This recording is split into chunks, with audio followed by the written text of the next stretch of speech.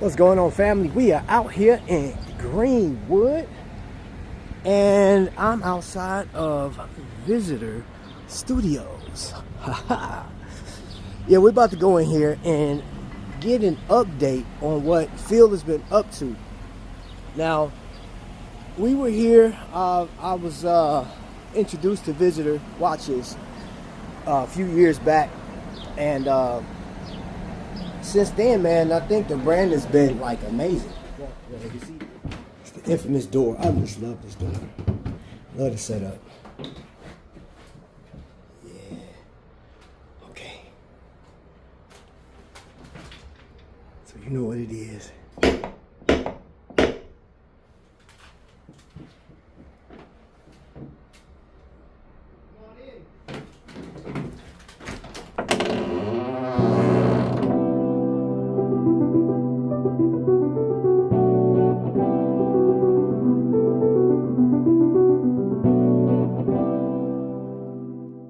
Okay, so, bro, it's been a year since we last talked. Has it been that long? It's actually a little over a year. Jeez, that's wild. Yeah. That's wild. And I just want to give people an update because I want to share some stuff with you.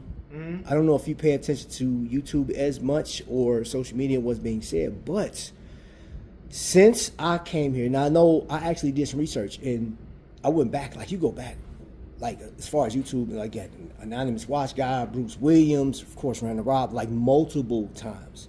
Yeah. So you have, gosh, tens of thousands of views from all of these YouTubers.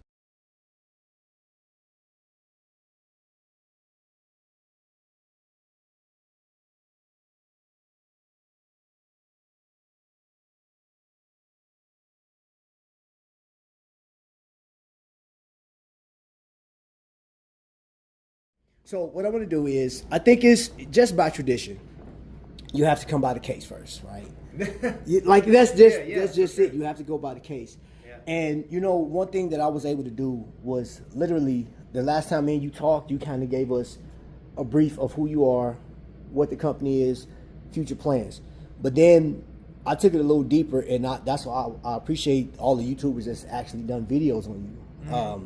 It gave me a story, a timeline. Mm-hmm. Right? And I was like, wow, you're not like the typical microbrand, because right now in this space, one thing that's being said is there's a lot of microbrands that do the homage thing, right? Yeah. You haven't done that. Mm-hmm. Right? And that's one of the things, I actually wrote down some stuff I'm going to get here in a second, what's been said about your brand. I can say the word amazing has been used, oh gosh. Yeah. Very unique. They were saying there, a lot of people alluded to that you listen to the customer, right? Because you're giving us a design. Like, for example, this diver, right? I was looking before you even had that design. Now, I see it now. I saw it when you did the open house. Yeah. But, like, so at that point, it was out already. Yeah. But then when I go back and look, I'm like, oh crap! Now I'm seeing how you evolved, dude. Like your design language has been crazy, bro. And for ladies and gentlemen, I do have. You rocking the Linden. That's very nice. Man, this thing right here, the Lume is great. It's amazing. You know, this watch was compared to Tudor a few times on a few channels. I think that was a Nice Watch video. I think. Yeah. Yeah. Yep. Yeah. Some people have compared the pen hand design to like the snowflake hand design. I think that's where that idea originated from. Was that yeah. Because it sort of has a diamond shape to it, I guess. At the time when I just drew it, you know, that was not where my mind was at all. I was just looking at old fountain pens. But once like that video went up and I saw it, then it did kind of make sense where that comparison came from. But I don't think a lot of people are cross shopping Visitors and Tudors, but it's an interesting thought experiment and you know, illustrates a point with microbrands in that you can, you know, get so much more for your money potentially, or get something personal and visually interesting without having to go into luxury watch territory, you know. Oh, bro, you have you went up to up north, Toronto. Phil, Visitor Watches. Visitor is a group that we've worked with since the early days of the calibrated wrist. Phil's come up all the way from Indiana for the show, and I'm just curious, Phil, what made you decide this is worth the trip? Well, Canada's honestly always been a great market for a visitor. One of our biggest markets outside the U.S. and there's never been a Microbrand dedicated timepiece show in Canada before. So, from your perspective, what was different about that than being here in the States? Or was there any difference? For a watch show? Yes. So those watch shows, the Toronto ones, were much closer to like they're kind of closer to a wind-up vibe. If you've been to a wind-up. Oh, yeah. So it's a larger scale. I will say though that it was a broader range of brands. So there were some heavy hitters. Oris was there, Chris Ward, of course. Right. That kind of stuff.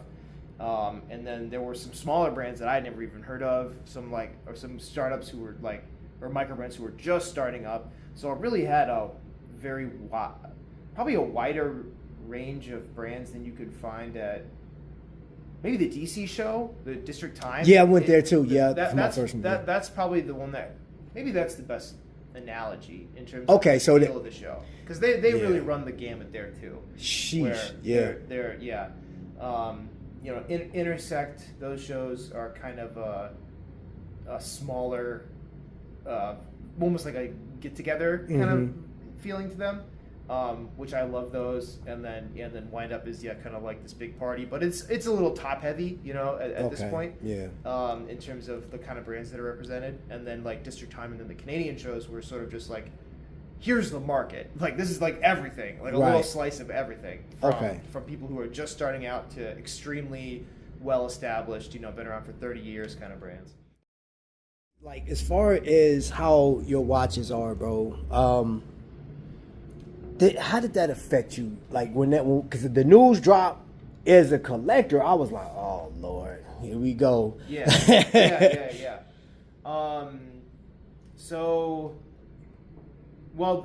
This kind of goes into the conversation on what's coming up next for Visitor and all that kind of stuff. So I don't know if we can jump into that now. Let's jump it. Let's go. Let's go. Okay, so everything that you see in the case here. Was my design and engineering, but then ultimately made mostly through Hong Kong and mainland China. Right. And so that's been like the first 10 years or so of the brand. And so at the time when I launched Visitor in 2013, first watch came out in 2014. At that time, it felt new and sort of adding something new to the conversation to release or to create a microbrand watch that did have its own sort of unique design language, right? I'm sure there are other people who did it before me, but it still was people who were doing microbrands. Most of the designs were homages or based on other things, and not that I have like any axe to grind against homages. Like they absolutely have their place or whatever, but for me, like this was a creative outlet. That's the whole point for me to do it. It's really a selfish company because I just make what I want. I don't really ask anybody. I just sort of do the design, and I'm like, I love this, so I hope there's enough other people who like it.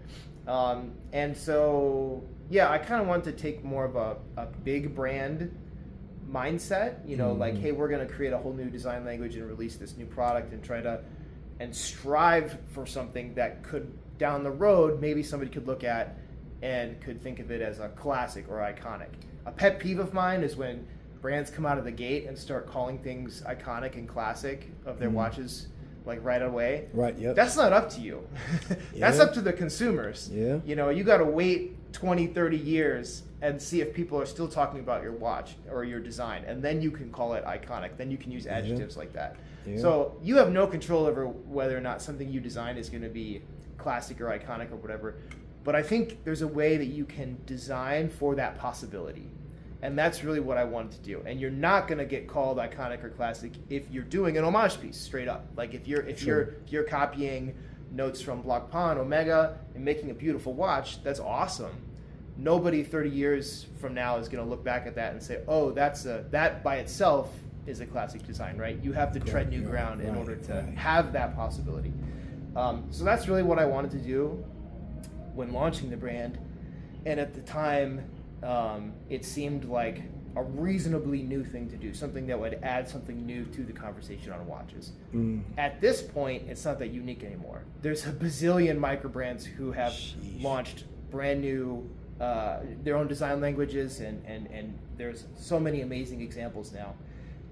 So as I sort of hit the 10-year mark for Visitor, I started to ask myself, like, okay, what can I do now that is going to add something new to the conversation, right? Like, if you're not contributing anything, there's not a point to keep doing it, you know? And so for me, it's like, what's the next fun challenge? What could I actually contribute to watches? And so that got me started on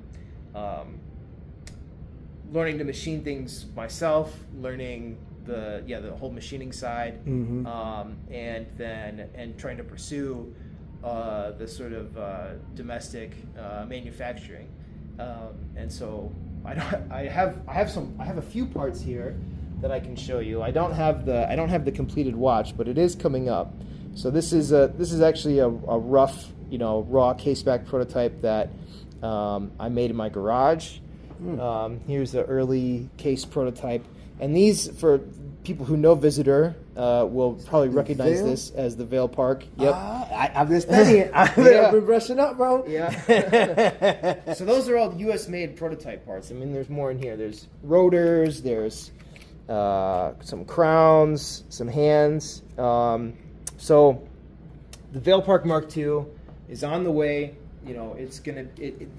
I've put pictures of it online at this point, of the working prototype. Right now, it's up in Kokomo, actually getting some finishing work done on it. The current working prototype. But that's been a journey for the last 3-4 years. Has been learning the machining side, putting together a new supply chain, right? That's domestic, and finding people who can make watch parts, which it sounds really easy, but it's quite the challenge, actually, because we have all the machines over here, the same kind of machines that they have in Switzerland and China. We have either literally the same 5-axis machines or comparable, but they're all doing medical and DoD aerospace work, and those are very lucrative contracts. And to convince a shop that has one of those machines to be like, hey, would you take some time out of your day to make 100 watch cases or whatever, it's tough. And so you gotta there's laying that groundwork has been a challenge. It's taken a lot longer than I ever thought it would, but it's finally coming to. So how much of your watch are you trying to get that's manufactured here? So let's see, the case will be case, crown, hands, dial will all be made here, and all the finishing will be done here, all the assembly, all the testing. The things that aren't going to be made here, at least initially, are the crystals, sapphire crystals, gaskets, I guess spring bars if anybody cares, and buckle and strap. Those are all from other countries. Yeah, okay. Not all of them from China. Some of them are from like the buckles being made in the Netherlands of all places. But still your design. For sure. Okay. Yeah, no, it's just all about. So for me, again, I started this a long time ago, before I ever knew anything about tariffs. Like, this was like post. So I just had a really I mean, a lot of watch companies can talk to this, but especially as a microbrand, trying to get production line time as a small company during the pandemic, when China was just really stressed, you were going to the back of the line and waiting, and you had no idea when your stuff was coming. And so for me, it was sort of like a wake up call. Like, man, this is not.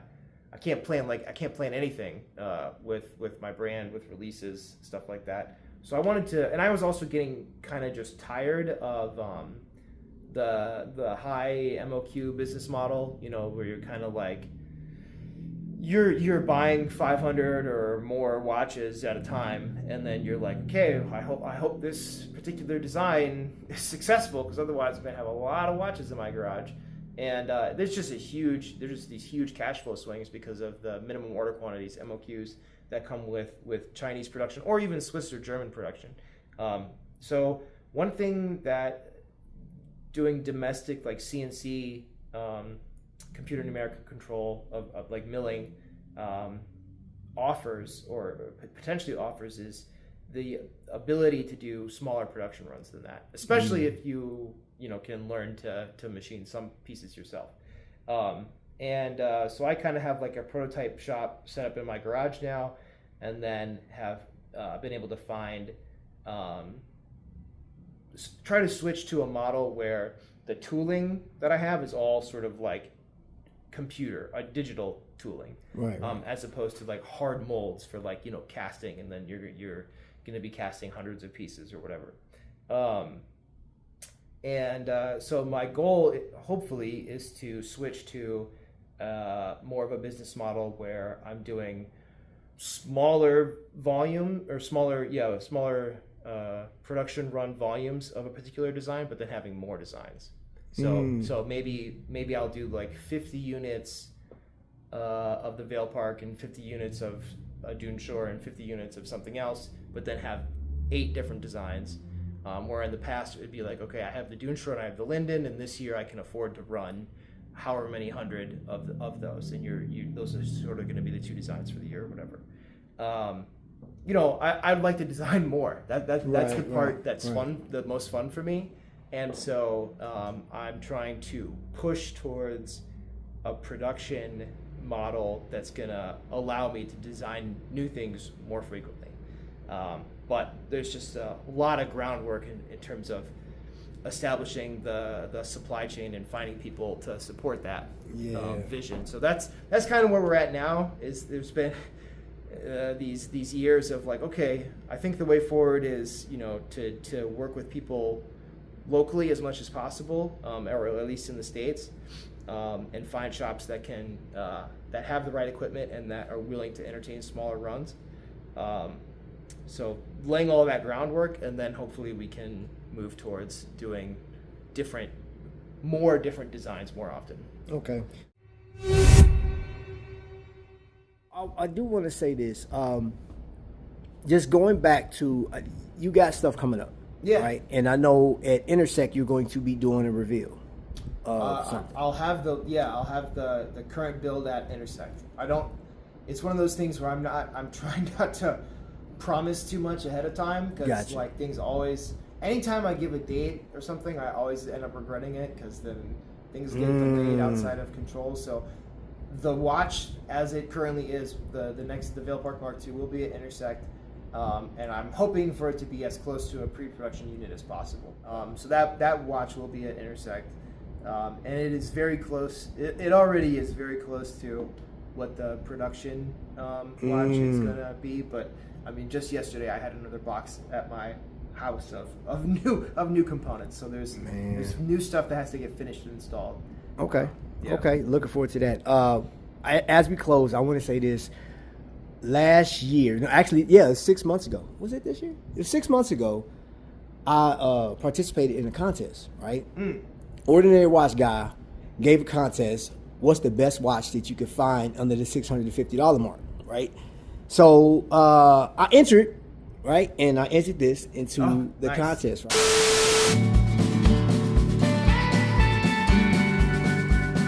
Cheers, Phil. I'm honoured to be the official judge for this contest, and I can be quite a balanced one, as I've not tried any of these watches before. While they're all truly unique suggestions, the one that intrigued me the most was probably the Visitor Linden. I've not seen a wet ink dial quite like that anywhere. I'd love to see it in the flesh. The rest of the package also looks really distinctive, including those markers and the unusually proportioned case, and it gets bonus points for being from an obscure brand. It's not one I've ever heard of. The hands are probably a touch too far for me, but overall, I think it's good enough to call it my winner. What would you recommend to somebody that has never heard of Visitor that may see this for the first time? So the Dune Shore is the watch that started the company. I mean that design has been made for over 10 years. So if you want to understand Visitor, I would start with the original Dune Shore, the polished case Dune Shore, and then from there, you know, that design has evolved into the Dune Shore Black Sand, so the all black one, and then also the Shallows, which is the diver. The Shallows for me is like, that's the one I'm wearing today. Mm-hmm. I don't know if I can pick favorites or whatever, but I think it's maybe the most interesting in terms of when you compare it against other sort of microbrand divers, and especially because the microbrand market has such a long history with dive watches. Like most of it was, you know, it kind of started with people wanting to make these extremely tool performance oriented divers. Mm-hmm. And this watch is like the complete opposite of that, right? Mm-hmm. It's a art first dive watch, right? It's a dive watch with these big pen hands. It has a concave case back, which if you know anything about pressure vessels and how you should design a pressure vessel, if you think about a dive watch in that context, it goes completely against what you should do, but it still has 200 meters of water resistance, and then you have the curved back that adds comfort. I like that vibe. I think it's that's something interesting to add to the watch conversation, right? So and that's, you know, when I'm deciding ultimately to put something into production, that is a question that I ask myself. You know, is this going to be a new sort of thought into the conversation on watches, or is it just sort of retreading the past? In my humble opinion, I think Visitor is a watch company that you should consider, even if you buy or not. Just check it out. Look at the website. Look at the About section, because Visitor, in my opinion, is like Cheers, right, or close to Citizen. Yeah, because it's like, for real, like it's like a household name. It's comfortable. It's like, yeah, this is Indiana. You did it, regardless where it's made. And I know some of you guys in the comment section are like, well, he puts it out there. It's Hong Kong built the movements and stuff like that. Everything is transparent. Yeah. Don't take my word for it. Go read for yourself. All right. Which is how it should be. Yeah. You know, it would be great if some of the Swiss companies and other companies had the same level of transparency. You know, because that 60% does a lot of heavy lifting in perception. Message. Y'all be blessed, man. Until the next lightning strike.